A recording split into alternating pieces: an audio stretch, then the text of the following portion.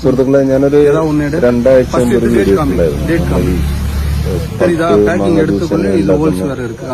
ആ രീതിയിലുള്ളൊരു ഇത് എന്റെ ഇൻസ്റ്റയിൽ നോക്കിയാൽ അതിന്റെ ഒരു മറ്റൊരു വെർഷനാണിത്. ശരിക്കും പറഞ്ഞാൽ ഏതാണ് കമ്പനി എന്നുള്ളതല്ല.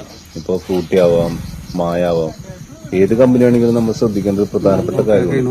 അതായത് നമ്മൾ വാങ്ങിക്കൊടുക്കുന്ന, കുട്ടികൾക്ക് വാങ്ങിക്കൊടുക്കുന്ന ഓരോ ഐറ്റവും എത്രത്തോളം ഹൈജീനിക് ആണ് എന്നുള്ളത് നമ്മൾ ശരിക്കും വിലയിരുത്തി പോകണം.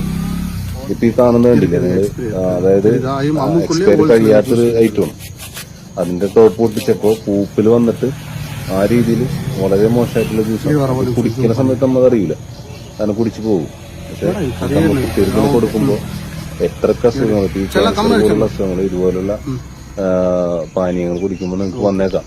അത് ഏറ്റവും സൂക്ഷിക്കേണ്ട കാര്യം നമ്മുടെ കുട്ടികൾക്ക് ആ രീതിയിൽ കൺട്രോൾ ചൂടാറുള്ളൂ. അല്ലെങ്കിൽ നമ്മൾ തന്നെ ജ്യൂസ് അടിച്ച് മാങ്ങ ജ്യൂസ് ഉണ്ടാക്കി കുപ്പിയിലാക്കി തണുപ്പിച്ച് കുട്ടികൾക്ക് കൊടുക്കാം. ഏറ്റവും നല്ല മാർഗ്ഗം അതാണ്. പുറത്ത് പോകുമ്പോൾ ഇത്തരം ജ്യൂസുകൾ കഴിക്കാതിരിക്കുക, സാധാരണ വെള്ളം കൊടുക്കുക, അങ്ങനെ ലൈക്ക് അതുപോലുള്ള കാര്യങ്ങൾ ചെയ്യാം.